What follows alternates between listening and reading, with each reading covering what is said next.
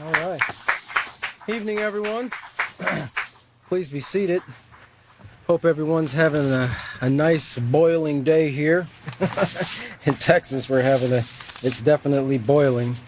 I know we have a lot of students that also watch us from many places, not only throughout Texas, but throughout the world, including Hawaii, which is part of the United States. There's a lot of people suffering through wildfires and loss there who also watch the Peaceful Solution. So hope the best for you in your rebuilding. But one thing we know that isn't lost is your positive character. And that's what we're going to be talking about today, and building a positive reputation and why that's important. Again, welcome to the Peaceful Solution Character Education Program, Teacher Certification course. I will be your teacher for this evening, and we're going to be continuing where William left off last class, and this is in chapter 6. For those of you who are joining us here for the first time, this is the chapter on developing a respectful reputation. And why that's important, because like it said, your reputation, your character is to your reputation what a foundation is to a house. Your reputation is like your character credit score, right? And I didn't think about these things, and a lot of young people, unless they're educated and trained in finances by their parents or through some class or something like that. I know I didn't until I got a little bit older in life. People don't think about the importance of a credit score in regards to being able to obtain things, especially things that require some type of a loan, in the future, that a great credit score can go a long way. Well, your credit score, obviously, it doesn't tell you anything about, for the most part, the in-depths of a person's character. Somebody can manage money very well, but also could be very short-tempered, or they could be abusive with their words to somebody, or they might steal, be dishonest in other aspects of life. But at least in regards to their finances, it shows that they're trustworthy, right? They're a very low-risk person to loan to, looking at it from a financial institution's perspective. Well, it's the same thing in regards to how people will choose to interact with us in the future. Our reputation is kind of like our character credit score. So companies, one of the things they like to know is, do you have any references? If you go and apply for a job, whether it's like something to work in the home with somebody as a babysitter or a personal assistant, or especially when you have to deal in people's personal spaces. One of the things that I know a few companies that I had to go and that I went to apply at, they have to do a background check, right? They have to check and see, had you had any criminal activities? If you did, what were they for? Were you a thief? Were you caught for stealing, or were you charged with stealing or domestic violence or whatever? Well, we can't put you in an environment where you might be triggered, and see all these expensive things that the customer had because they served high-end customers or whatever the case might be, and that risks the ruining of their reputation because of something an employee did.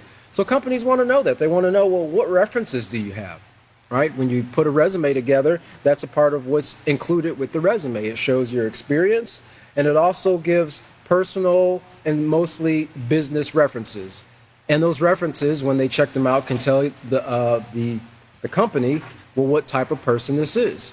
They're responsible, they're reliable, they show up on time. Yeah, they don't really submit to authority. They took a lot of days off. They didn't call in, right? And so it gives them an indication of who they're going to be dealing with, because the reputation is really all they have to go on before they get to know you. And that's something that we learned at the very beginning of this series here, of this class, is that it takes a while. The personality is what you see first, but it takes a while to get to know a person's character. And that's shown over a period of time through the things they practice, the actions that they present forward, when you see they're faced with a moral decision, right? And so this takes time, but as we learn about this, what we're seeing here is the importance of why it's necessary to establish a positive reputation and how to establish a positive reputation. And everything we've been learning here up to this point, like I mentioned in every class, has been building up to us, and teaching our students from character, acceptance, self-control, and respect, everything they need to do to build a positive reputation. And that can go a very, very long way in life when you have a great and a positive reputation. Let me get over here to, I want to turn over here to Lesson Plan 6, page D, and we're going to look at Procedure 5, because that's in the general vicinity of what we're covering. Ties in a little bit of what William covered in the previous class, and it runs through what I'll be covering in this class and the next class.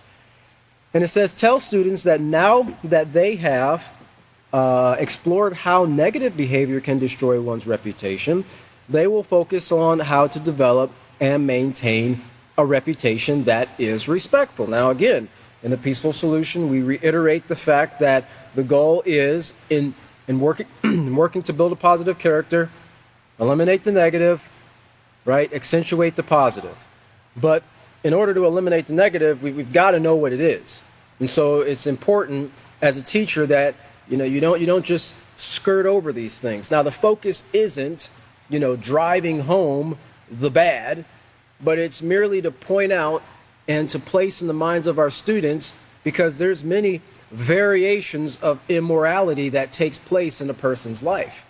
And one student might better relate to an example of something of immorality than another student, right? One student might relate to being in an environment of stealing or dishonesty, where they might not relate to an abusive situation, where the other person might relate to an abusive situation and not be able to really relate to stealing and dishonesty. Or you might have a student who, grows up in a mostly healthy, functional family. Not to say that there's not dysfunction, but for the most part, it's pretty healthy and they can't relate to either of those things. So we give the students both sides of the coin, because not everything is included in everybody's environment. And that's a part of educating our students, educating ourselves as well, but educating our students to let them know that there's a whole nother world outside of the bubble that is their own. Because people tend to think that there's nothing going on except that which involves their own life. And so that's why education is so important to, especially, I think Chris has mentioned it before, and it's been mentioned in many times in different classes. We here in America, we're pretty spoiled. We're pretty spoiled with the conveniences and the things that we have. Now, I'm not saying that there are no, inconveniences, that everything's, peachy and hunky-dory for everybody. No, it's not the case. But even the lowest of us, to some degree, we're pretty spoiled compared to some of the other countries and the resources that are not available to them, that are made available to the people here in the United States. For the most part, if a person at least has some willingness to do something and determination to do something with themselves, starting to educate themselves and put forth some effort, they can accomplish many, many great things. And it's not to say that somebody in another country couldn't. It just takes a lot more effort because the resources are not as readily available, But, and this is why it's important to learn about different cultures, to learn about the different environments that people grow up in. And it enables you to have some compassion for people, and try to, at least through educating ourselves, do our part to help relieve those sufferings. And education is definitely the key. So now we're talking about developing a positive or respectful reputation. It says answers will vary, but should include discipline, self-control, discipline, and consistency. Oh, I'm sorry, I skipped the part. It says ask students to name the qualities needed to develop a respectful reputation, and answers will vary, but should include. Now, this is a part of your discussion amongst your students as you're moving forward in the lesson here, but should include self-control, discipline, and consistency. And then it says have students read the sections the building blocks of a respectful reputation. And reputation has character, found on pages 158 through 162 in their handbooks. And then complete the exercise found on page 162. Emphasize that by consistently demonstrating positive character traits, they can build a respectful reputation that will be a benefit to themselves and others. And of course, they should want to, develop a positive reputation. If a person doesn't want to, then they're not going to really put forth the effort to do so. Our actions come back to what's in our heart. Where our desires are, which is our driving force for the things that we do. Education is one thing, yes, but education without action, doesn't produce very much, right? As William mentioned in the previous class, you've got to do something with that knowledge, with the education that you receive. Well, merely having a desire to do better and to improve your character, to improve your reputation, that's great because that gives you a starting point. Now, you've kind of internalized the goal that you would like to accomplish. But if you never take the steps to improve yourself, if you don't educate and read to see, well, what are the factors that contribute to me having a negative reputation?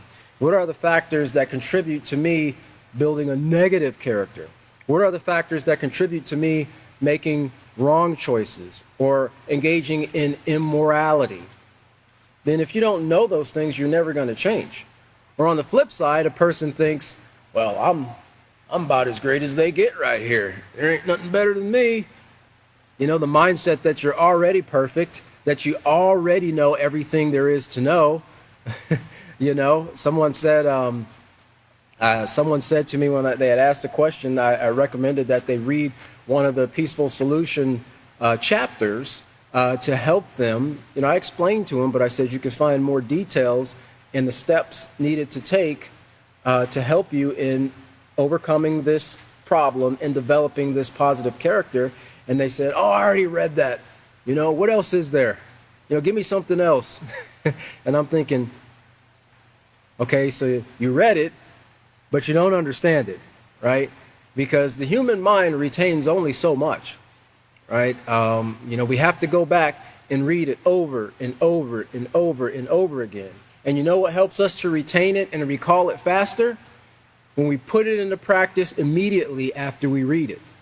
That helps us to retain that information so much more higher percentage than if we read it once, set it down, and then go on about our business. We have about a 10 or 12% opportunity or remembering 10 or 12%, I guess I should say, of what we read when we do it that way.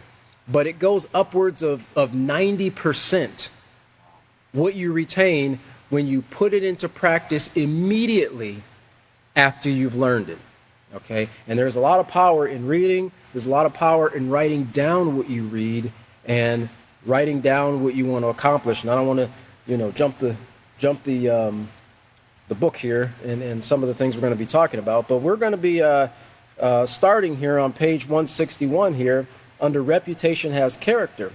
So if you have your books, and turn to page 161 again, and we remind you that that's information is free to download on the official Peaceful Solution page.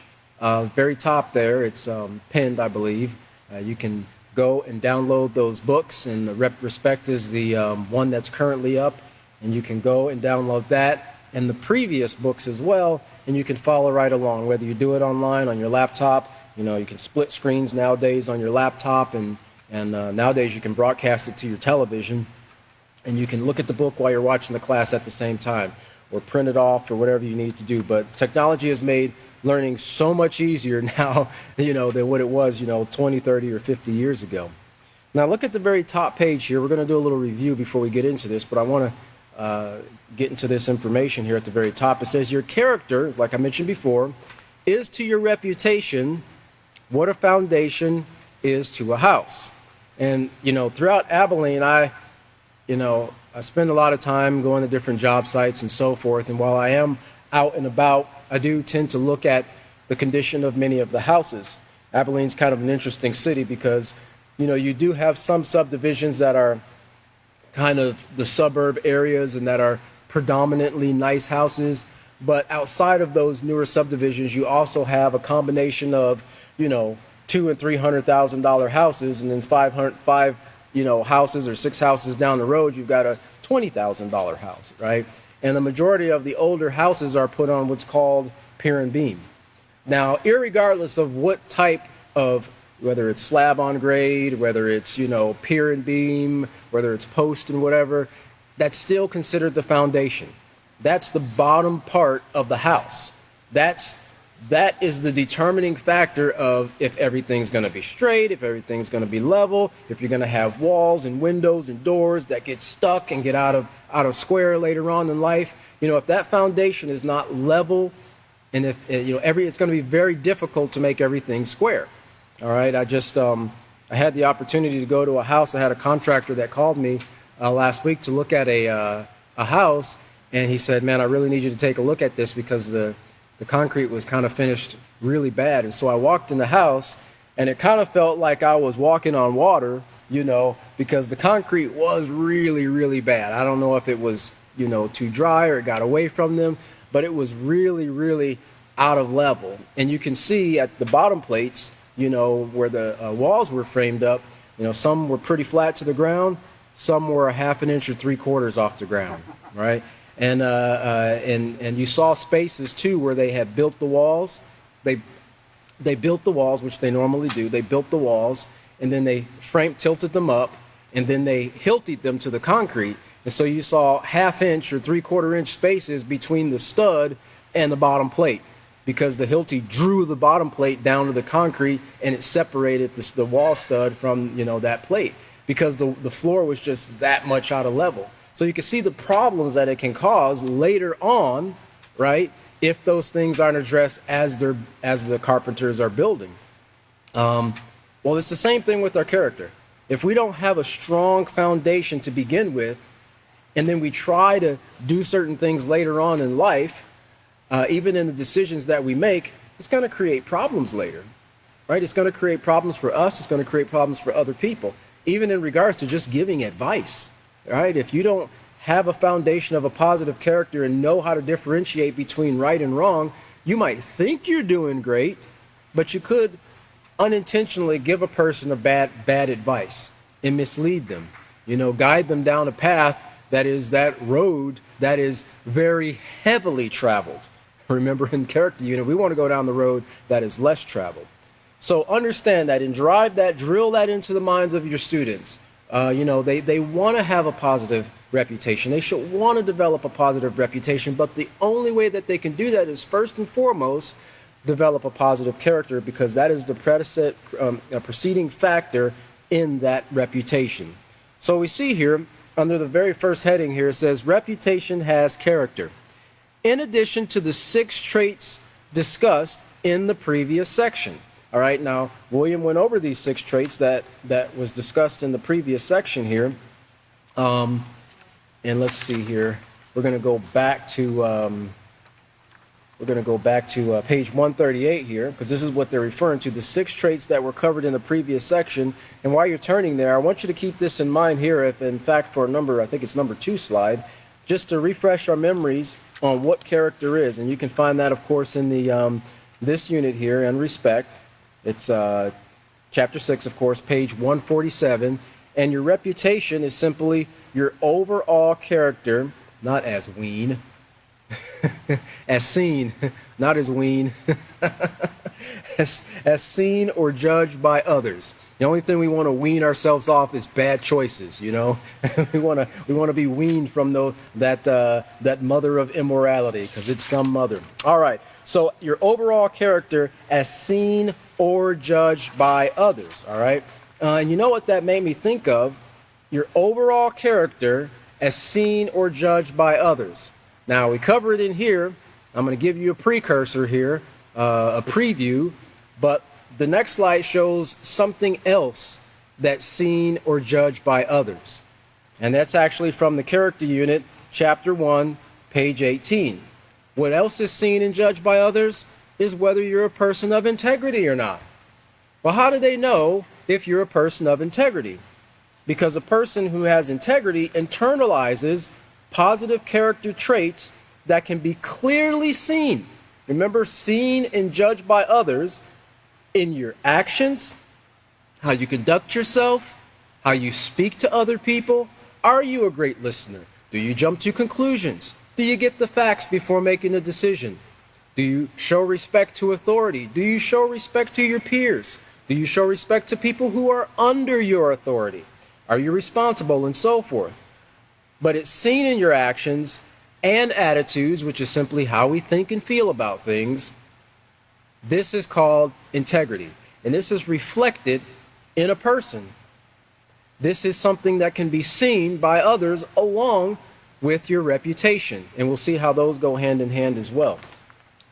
But let's continue on here, and we'll get into some of these. We'll look at the next slide, number 4 here, and we'll see that what William was covering in the previous classes, starting with page 158, the building blocks of a respectful reputation.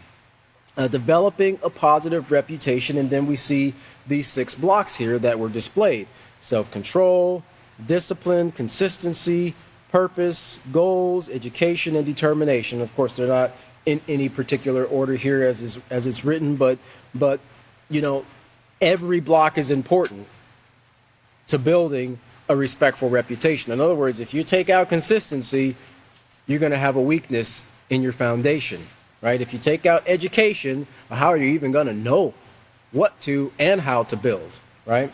So let's look at the first point there on page 158, and it's self-control. It says, stop, weigh, and we'll go over this just real quick just to refresh our memories here. Stop and weigh the consequences of your actions.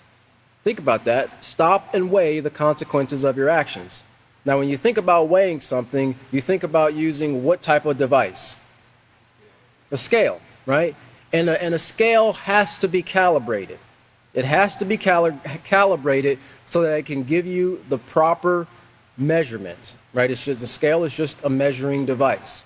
And if the scale is uncalibrated, then you're going to get the wrong weight. Yeah, these things are going to be off. You put something down, and you put a feather down next to a rock, and the feather's going to be heavier than the rock. Well, they said that would test the quality of a man's character, whatever, and so there's, I don't know if it's the comptrollers or whoever it is that goes around there. There's weights and measures that goes and measures the accuracy of the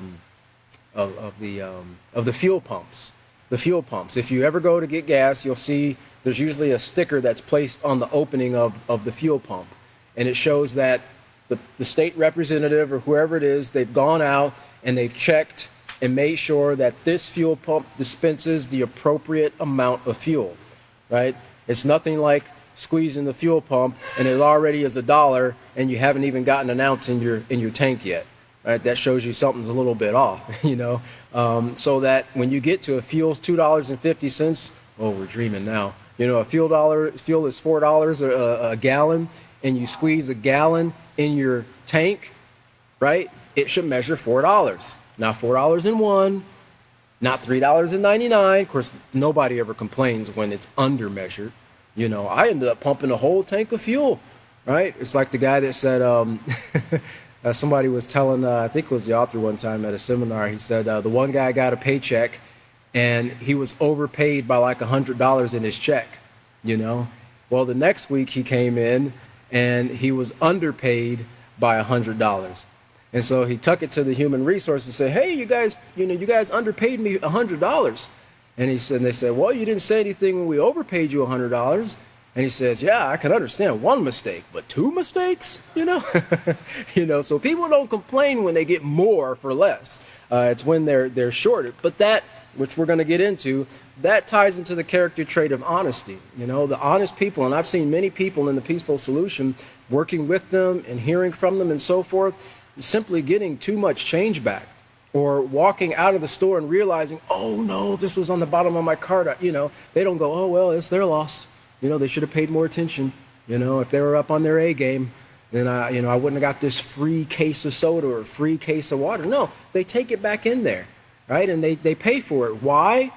Because Stolen property does not belong to you. Even if it was unintentional, if you didn't pay for it, you do not have the rights of ownership for that property. In a store, that right changes when you pay for it at the checkout. So here we talk about weighing your consequences, which means you have to have a foundation. You have to have a basis of knowledge, which you get from the peaceful solution, which is in essence your scale. That is what you can use to weigh the consequences of your actions. Will this bring me, harm, or will this bring me benefits? Will this bring me consequences, or will this bring me rewards? Well, how do I determine that? Let me go back to what I've learned from the peaceful solution and then weigh these consequences so that I can make a positive, sound, moral decision that won't bring harm to myself, others, or the environment. What long and short-term effects can your decisions have on yourself and others? Now, if you look down, skip to the next paragraph sentence there, it says, choosing to do something you know is wrong will ultimately hurt you whether you get caught or not. And William gave some great examples about that, like the man who was running, went around everybody and ran through the railroad crossing. He didn't get caught that time, but I guarantee you that set kind of a marker in his mind of an emboldening to do something wrong. And he might try that on 2, maybe 3 more, but eventually something's going to take place. What occurs if 2 people coming across the track have the same idea and they crash right on the track? That train is not going to stop for them. It can't stop for them. Those things are moving. I've seen trains going down 18 here and leaving out of Clyde going as much as 70 miles per hour. And those things are miles long. No amount of pumping the brakes from a conductor, I don't know what their brake shifter looks like, is going to get that train to stop any faster.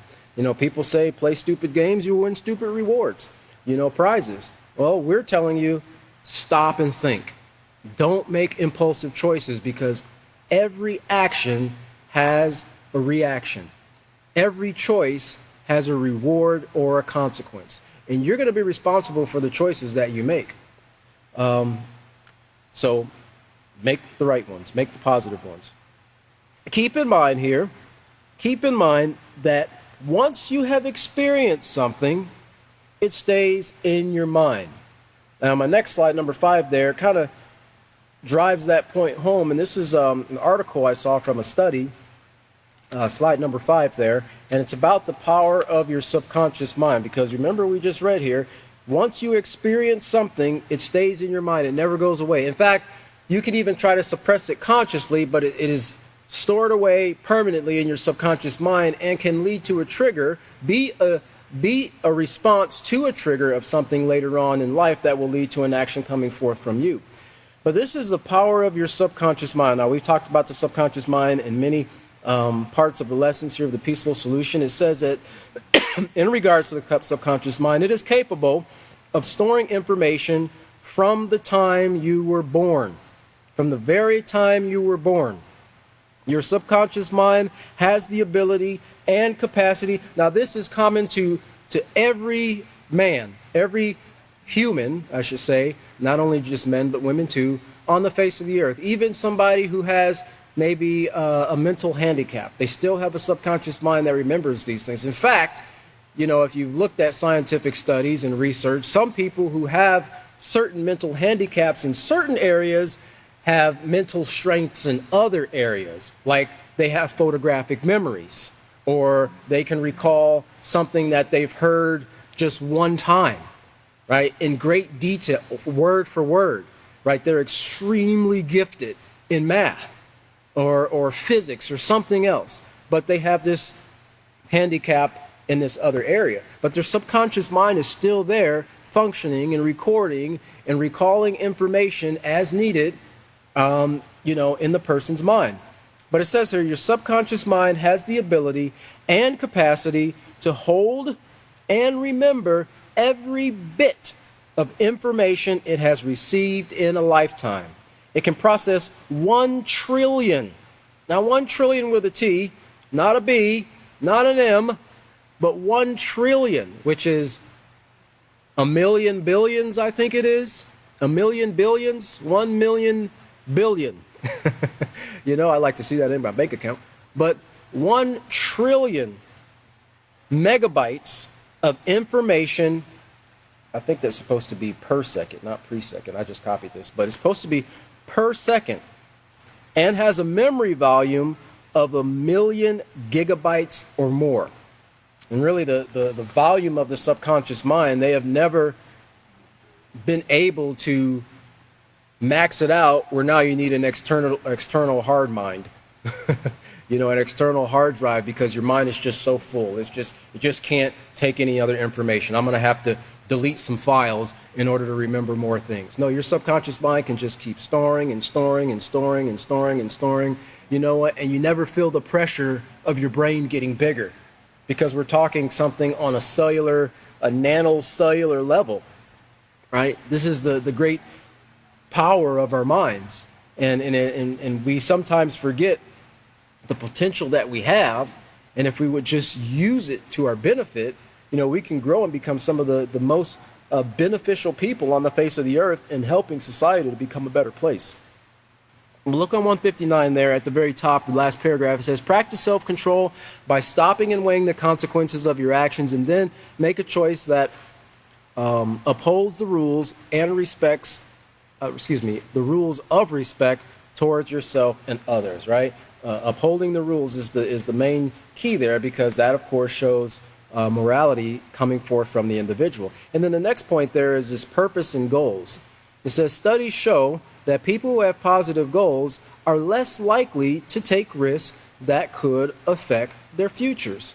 A purpose or goal is a result that you want to accomplish, as well as the course of action you will take to accomplish it. And if we look at the next slide here, that takes us back to the acceptance unit, where we, you know, I really like that, you know, that chapter 5 and 6 in the acceptance unit that talks about purposes and goals, because that's very important in understanding and having direction in life, right? If you don't understand your purpose, and if you don't have goals, like the example that's given in the Peaceful Solution, it's like running a race without a finish line. You don't know when you've accomplished something. You don't know when you're going. You don't know when you've reached the next milestone. So we have to have a purpose. We have to understand what our purpose is. And of course, we have to understand, in order to understand that, we have to understand, you know, what about our value. You know, what can we do to contribute to society? How can we improve ourselves? How can we help to improve others, right? What are some of the skills that we have that can help us to accomplish that goal? But people need to understand that they have purpose. And in this chapter here, it says there is purpose to it all. It says to have purpose in life means to have a positive direction in which to grow and mature. And remember, when something matures, it's getting better. It's getting better. Just like all of us here. You know, we're not getting old, we're maturing, like fine wine, right? And delicious cheese, you know, that you can just cut off and it just, that's just delicious, you know?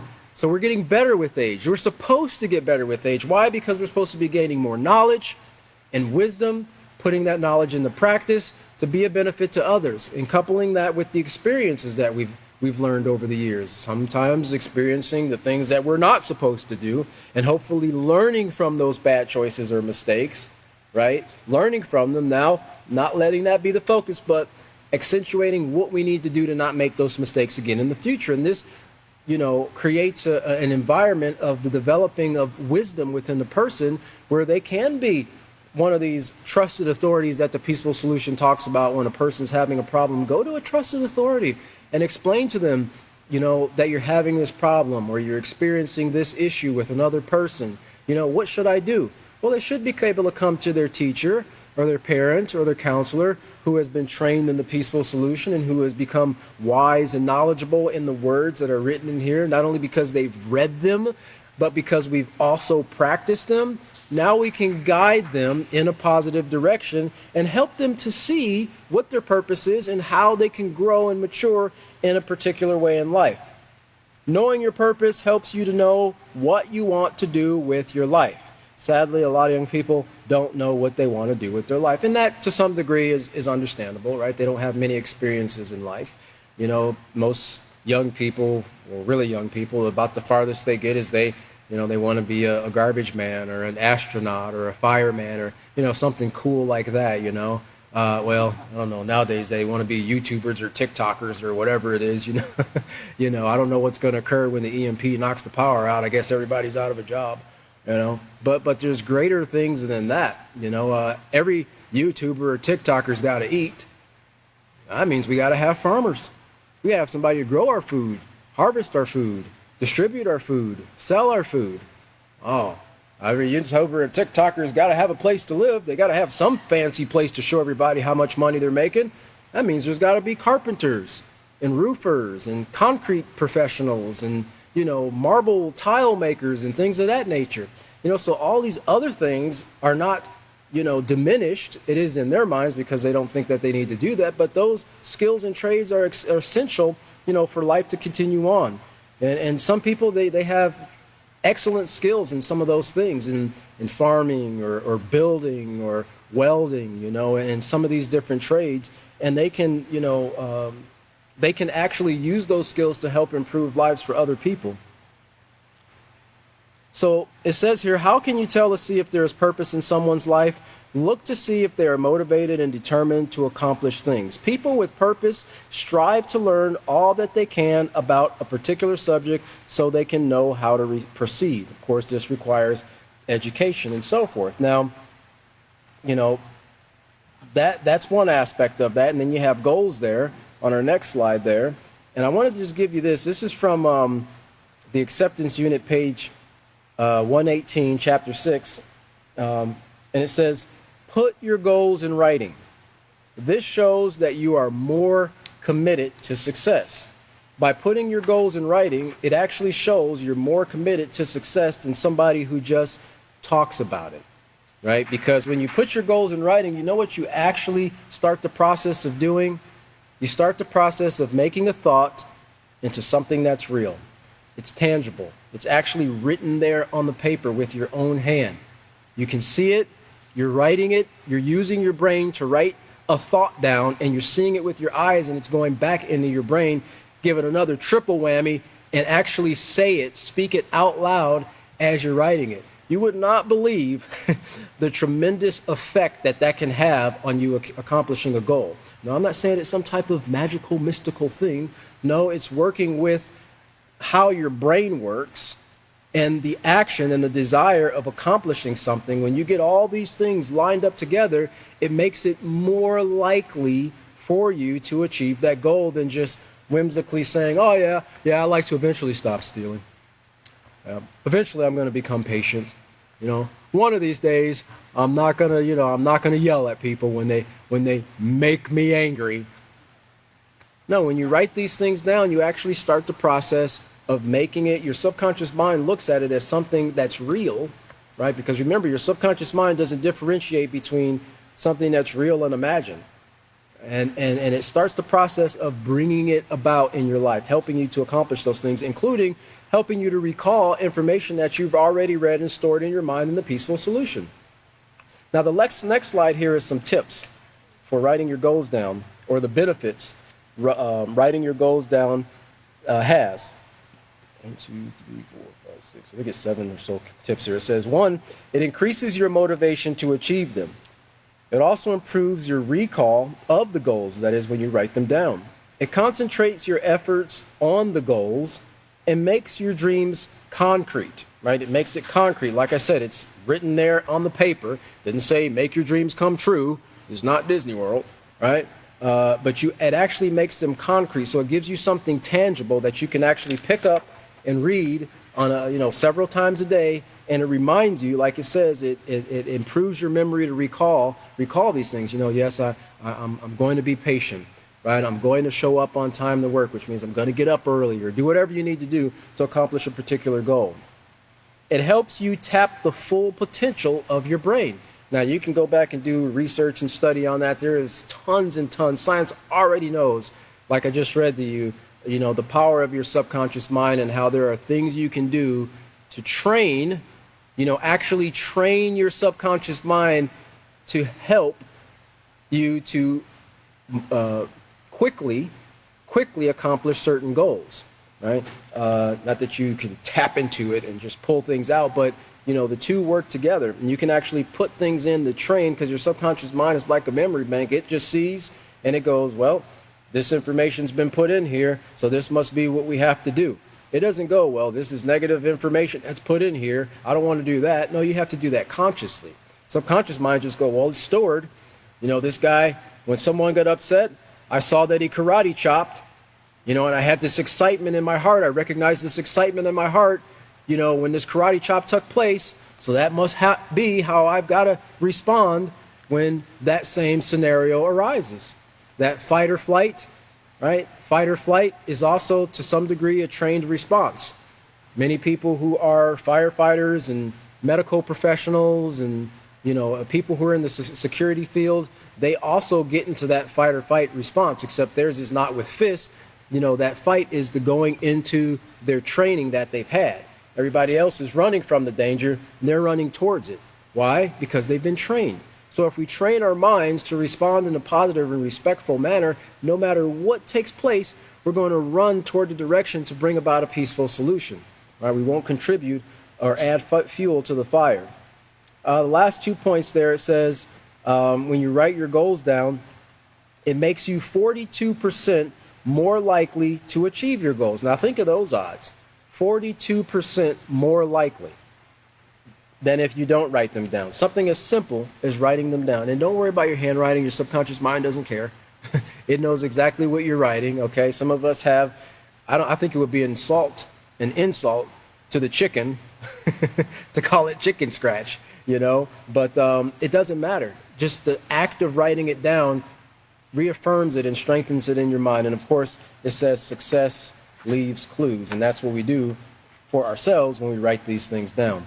And then just real quick here, I don't want to spend a whole bunch of time on these, but William talked about determination. It says determination is have the ability to set your mind in advance to do only those things that are moral and acceptable. And then that etymology of that word, I love looking up the etymology of words because I like to see the history of it, and I kind of see these things in the different languages where these words are used, and you can kind of see the roots of it. But the etymology on slide 9 of the word determination is from D,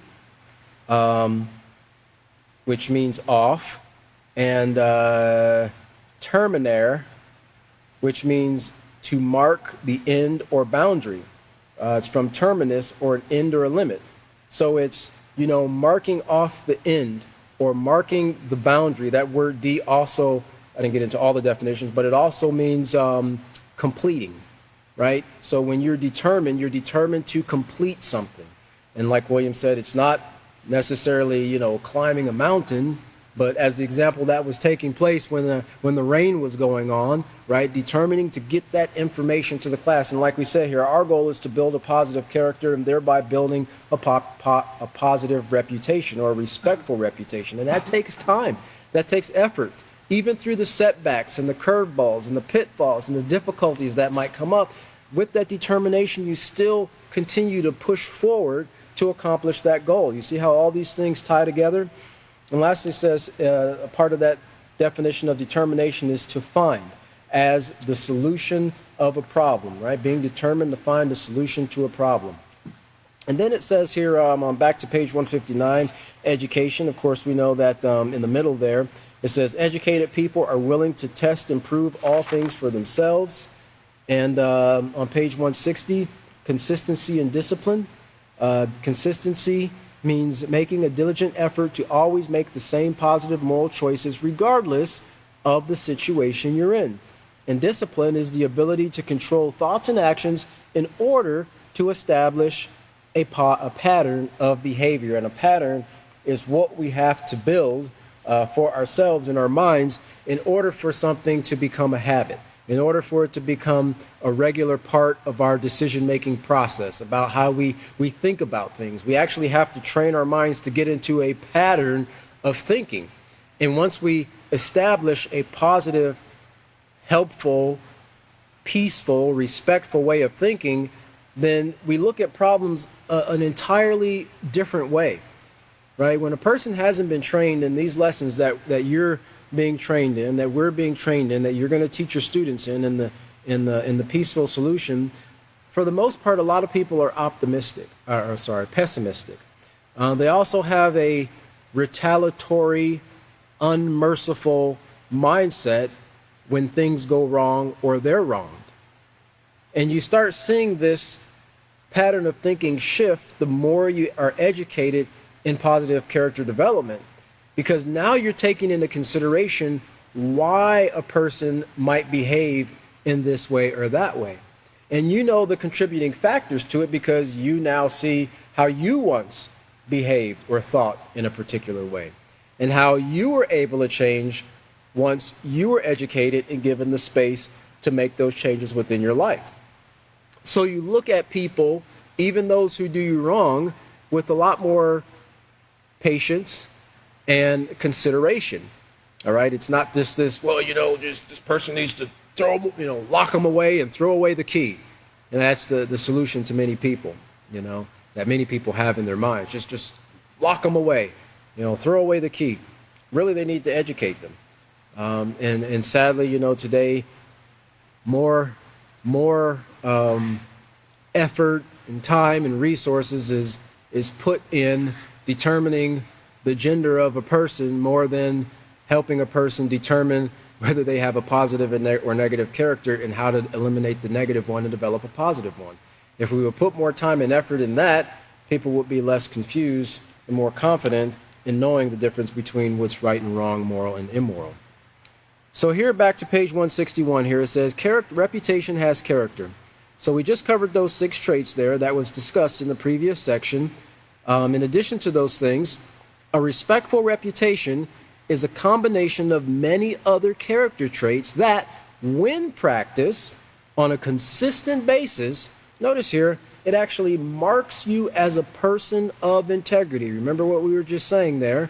Your reputation, how people see you, right? How they judge you. These are the things that are clearly seen, and how that integrity ties into that, right? These are also things that can be seen. Are you a person who shows respect consistently? Or do you act like this way one time when the teacher or the principal, or the boss or the parents are around, and then you turn into a snotty brat, when their backs are turned, right? Are you going to be the mice that play when the cat's away? Or are you going to be a respectful person at all times? But notice here, it actually marks you as a person of integrity with a reputation that can be respected. Yes, even among your peers who have not yet developed this positive character, this positive reputation themselves. They can see you and see how you're unyielding, how you don't bend, you don't give in, no matter the peer pressure, right? No matter the disappointments or the setbacks, you maintain, or you stay the course in maintaining your positive character, and yeah, they will look up and they'll respect you. They might not want to do what you do. Right? Oh, man, you're a brown noser, Oh, you're a goody two-shoe, But at least I know you won't steal from me, At least I know you won't lie to me. At least I know you won't recommend or try to get me to do something that could bring harm to me. And eventually your friends might come around. It takes a little bit of time. But setting a great example cannot be underestimated. If you look at slide 10 here, as I looked at definition of mark here, because I thought that's a great thing to have, a mark, a positive mark upon you. And this word here, there's a lot of definitions, but in regards to a person, it's a sign or indication. It's an indication of something. In this case, that this person is a person of positive character, of a respectful reputation, of moral integrity. And it gives the example, a mark of his esteem. And then it also says a distinguishing trait or quality. In other words, characteristic. Well, what is your characteristic feature? Ask yourself that. What is something that marks me? I'm a hard worker. I'm a diligent person. I'm always on time. I'm responsible. I'm honest. I'm trustworthy. I'm disciplined. Whatever the case might be, you should be able to look at yourself and know these strengths. And that's not, being arrogant or conceited, but you need to know your strengths.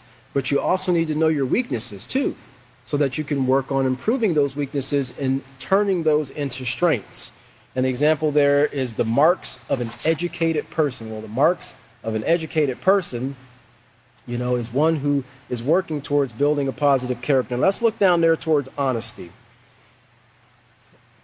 because these are also a part. Remember what we're tying in here. We're tying into these 6 blocks here on the previous section. Like it says, there are many other things that are in combination with this, which are other character traits that will mark you as a person of integrity. And the very first thing we're getting into here is honesty.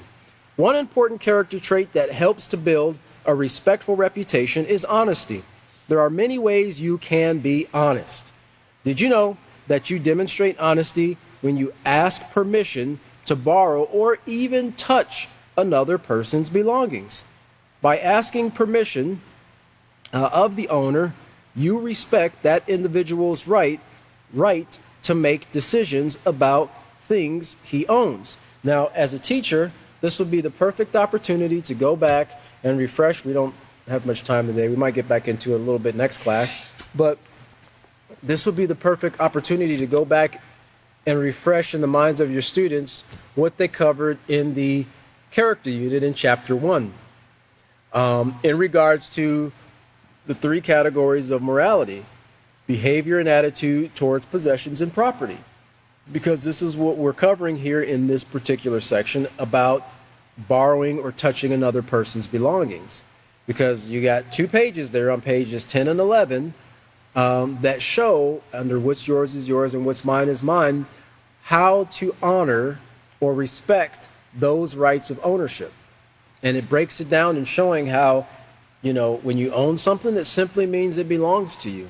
And a person who has ownership of an item, has rights of ownership concerning those belongings. In other words, they have the authority over them.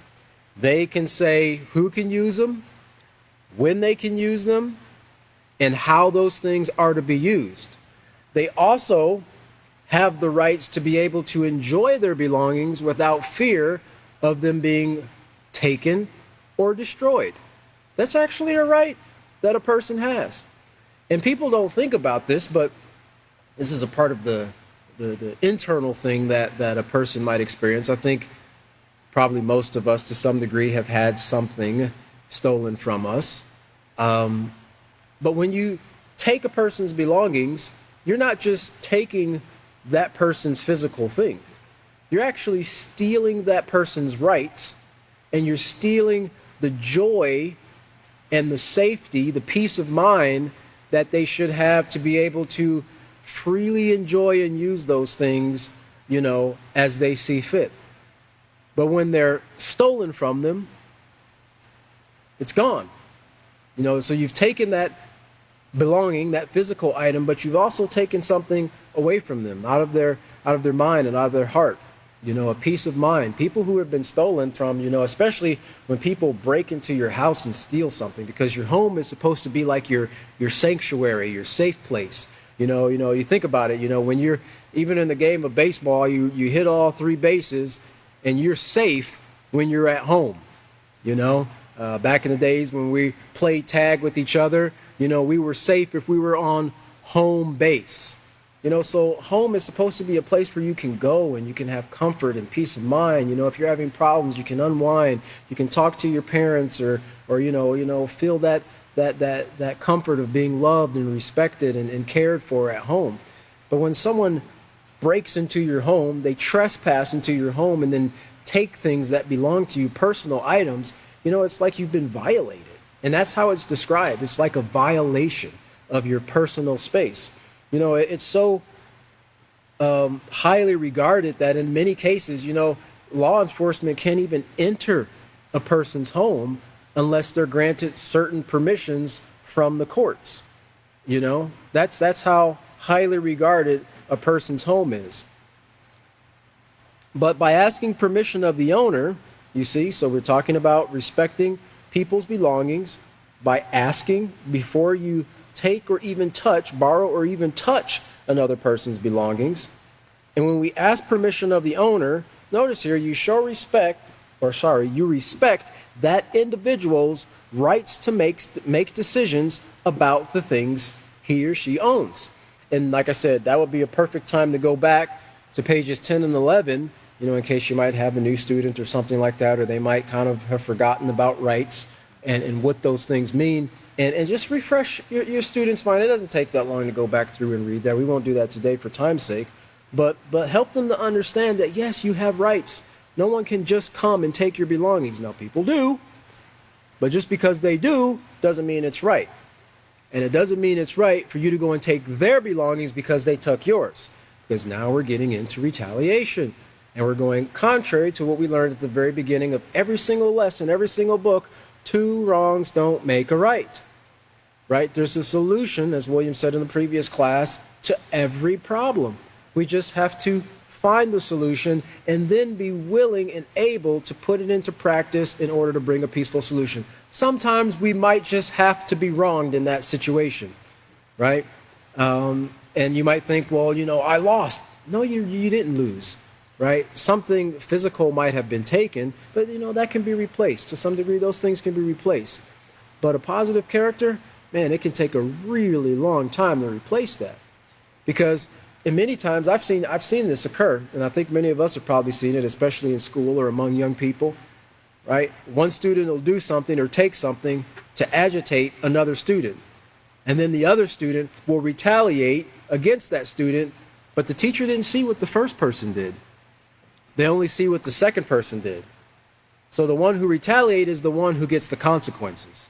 Well, I didn't see Johnny do that, but I saw you do that. I saw you slap Johnny across the head, so now you're going to the detention or the principal's office or whatever the case might be. Now you're developing a reputation in the teacher's eyes, maybe in the other students' eyes because they didn't see Johnny poking you, right?